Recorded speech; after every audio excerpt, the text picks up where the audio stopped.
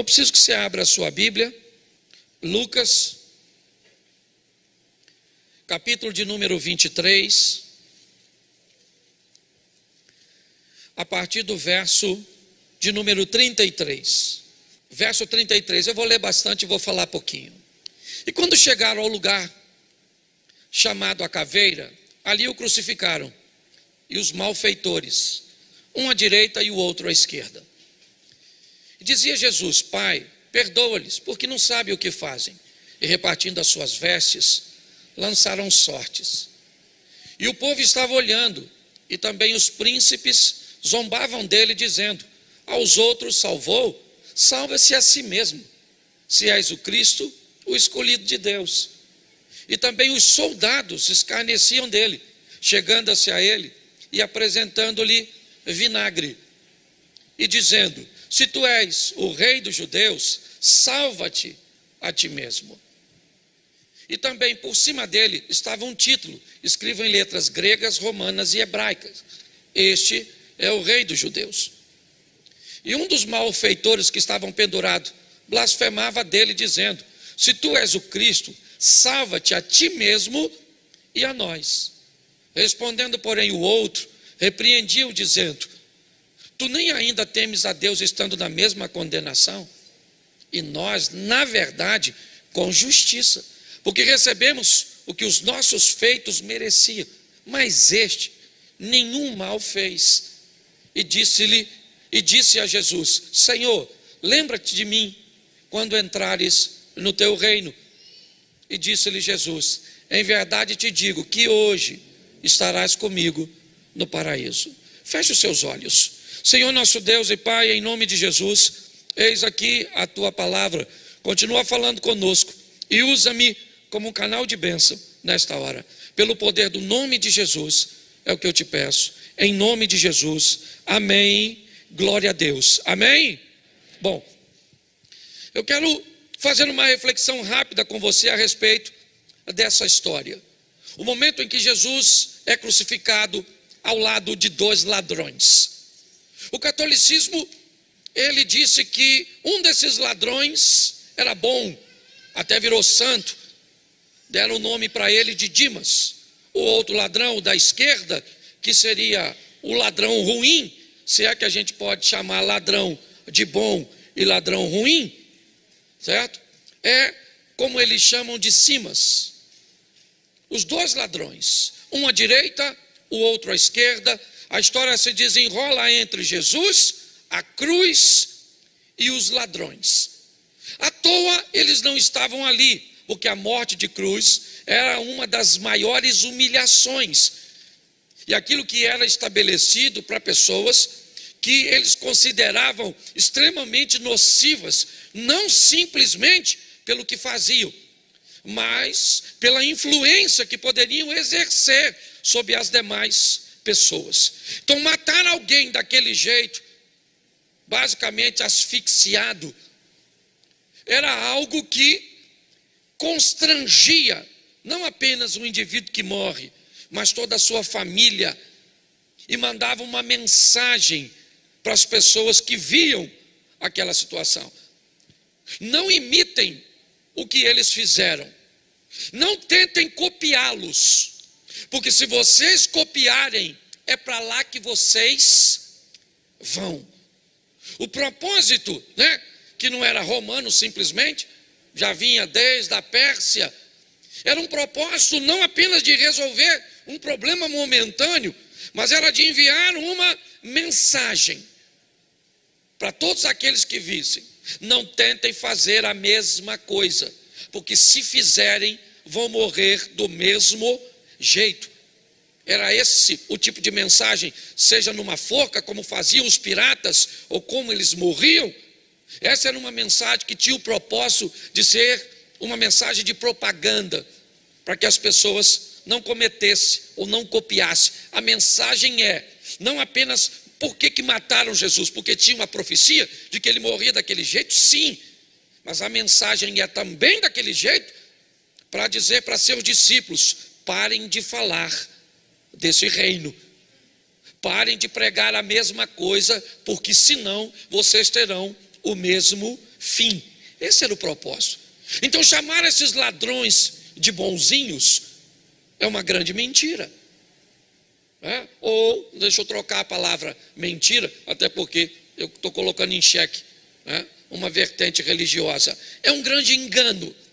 Os dois ladrões são ruins, e ele não vai ficar bom porque aceitou Jesus.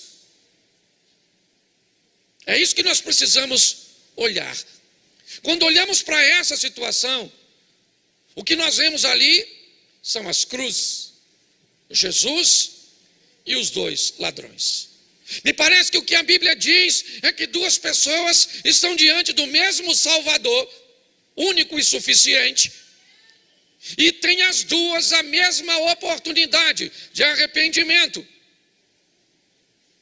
O que nós estamos vendo é a mesma história que se repete na história das duas mulheres grávidas e prostitutas do livro dos Reis, que eu usei em outra ocasião.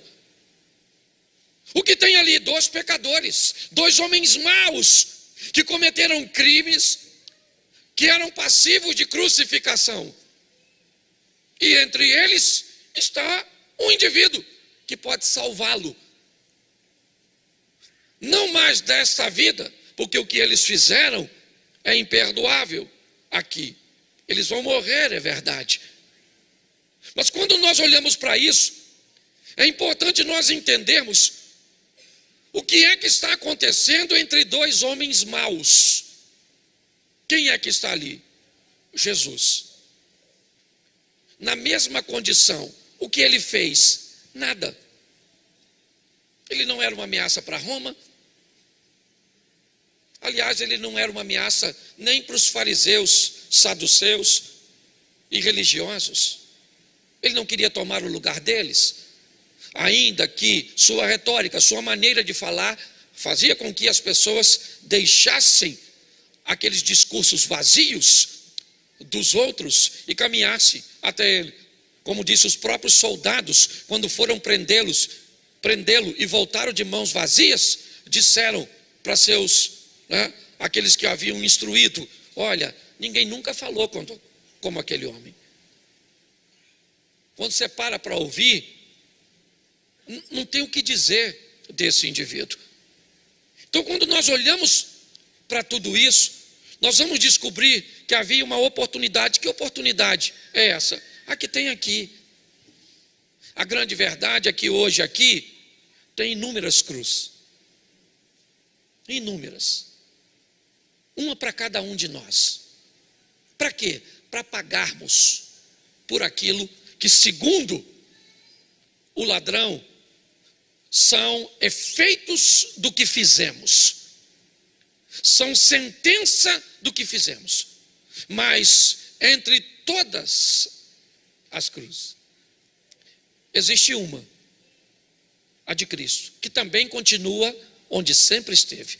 Não mais com ele pendurado, mas ela pode nos livrar de tal sentença. E que é isso que eu quero ver com você rapidamente. Coisas que o ladrão descobriu na cruz, que tem crente que leva a vida inteira e não consegue descobrir.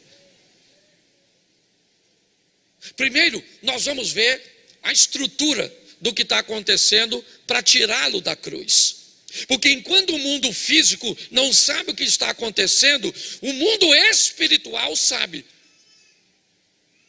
Então, se você olhar inúmeras vezes,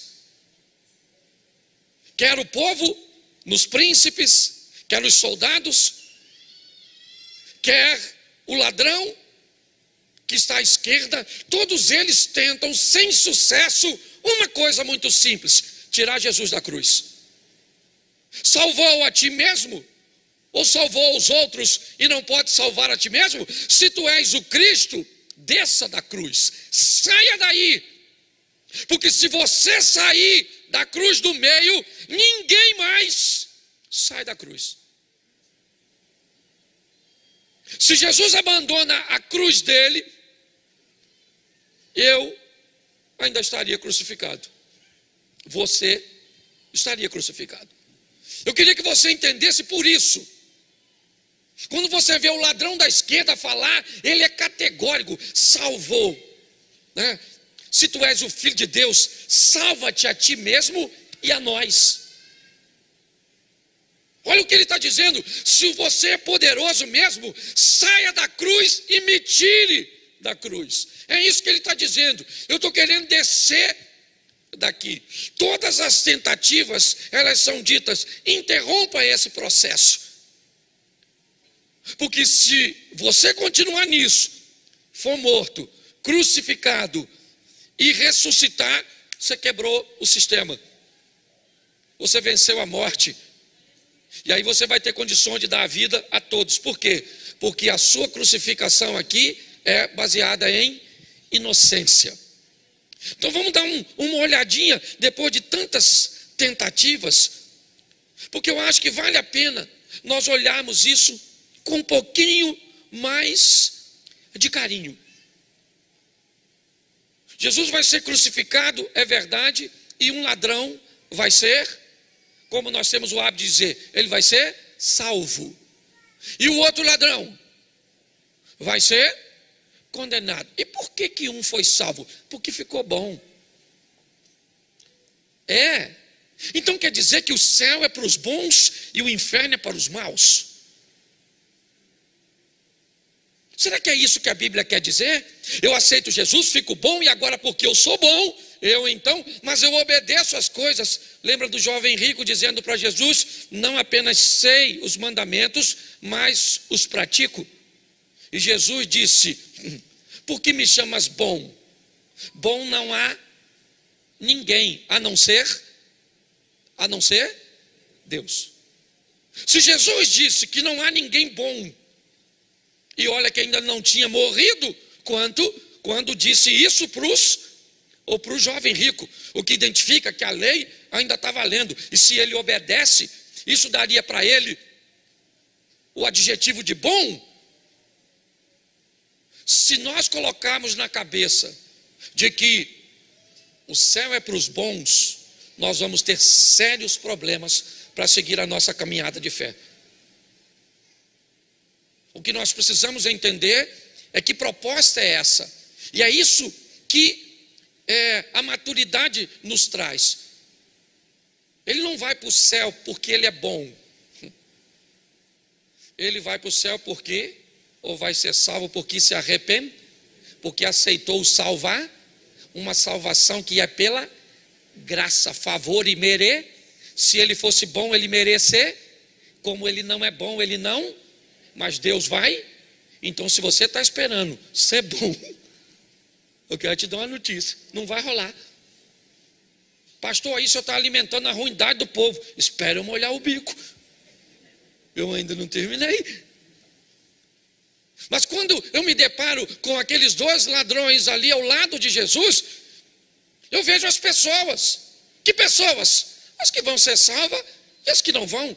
Ah, mas eu não acredito que Deus é bom e vai deixar alguém se perder. A Bíblia diz que vai.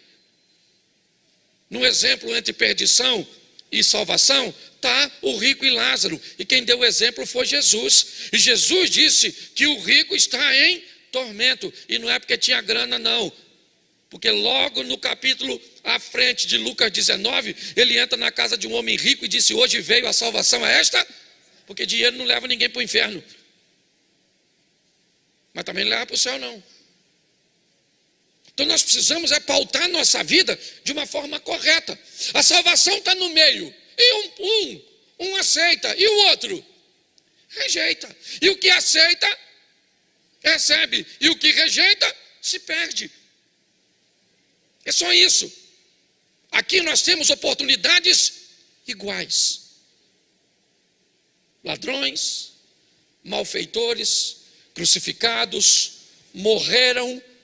A diferença é que um não conseguiu ter um entendimento espiritual. Ele queria ser salvo, é lógico que ele queria, mas ele disse para Jesus: se o Senhor é poderoso mesmo, é o Filho de Deus, desça dessa cruz e me tira aqui também, me salva dessa enrascada que eu entrei. Ele queria ser salvo, mas ele queria uma salvação humana. Quando eu olho para o outro ladrão, ele também era ladrão. Eu não sei porque não tenho conhecimento de causa, talvez até pior do que o ladrão, da esquerda tenha feito mais atrocidades, porque isso não interfere. Eu já falei isso aqui e vou repetir só para você que está nos visitando. Tem gente que parece que tem orgulho de dizer que vai para o inferno por um motivo diferente do outro. Ah, fulano adultera. Eu adultero não, menino. Sou fiel no meu casamento. Eu só minto. Mas pelo menos não vou para o inferno por adultério, eu vou por mentira. Olha que delito. Tem gente que se orgulha pelo motivo que vai se perder. Engraçado, não é? Quando nós olhamos aqui, o que nós vamos ver? O que aconteceu aqui que fez este camarada ganhar a salvação? Ou receber a salvação, como queiram? Ter ficado bom? Que ficou bom, querido. Ninguém sabe o que ele ia fazer. Ele morreu na ocasião. Para ele ficar bom, ele deveria ter recebido a oportunidade, ele deveria ter descido da cruz, ter mostrado que agora ele estava transformado, e aí ele morria, teve tempo. Então não vou dizer que esse cara ficou bom, e não adianta me convencer, porque para mim não ficou. Mas o que ele fez então? Aí é um caminho e um trilho que vale a pena observar. O que esse camarada fez é o trilho que todo pecador que a cruz está querendo mostrar com os ladrões deve tomar para alcançar salvação ou perdição. Talvez esse seja o mapa da mina, o momento chave. Então eu quero acompanhar rapidinho. Esse primeiro culto é rapidinho, né? Depois eu consigo, mas vamos lá. 23, 41. Preste atenção. Olha o que esse camarada está dizendo no verso 41. E nós, na verdade, porque recebemos o que os nossos feitos regrinha básica. Esse camarada vai ser salvo porque ele descobriu que estava fazendo as coisas erradas. Quando ele olhou para a situação, ele mesmo diz: nós estamos aqui recebendo o feito ou o resultado daquilo que fizemos. Nós estamos aqui por merecimento. O que esse camarada está fazendo aqui é reconhecendo seu próprio pecado. Se eu quero salvação, eu preciso reconhecer que eu sou pecador.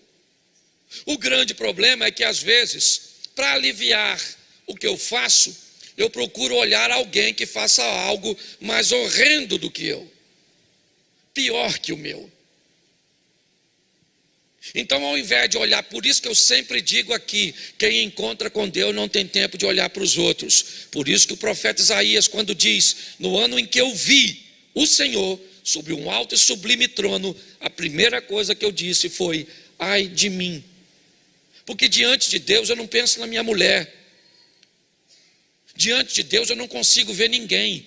Você só consegue ver a vida dos outros quando você está diante de Satanás. Porque Satanás é acusador, ele é perverso, ele quer denegrir, enquanto Deus quer recuperar.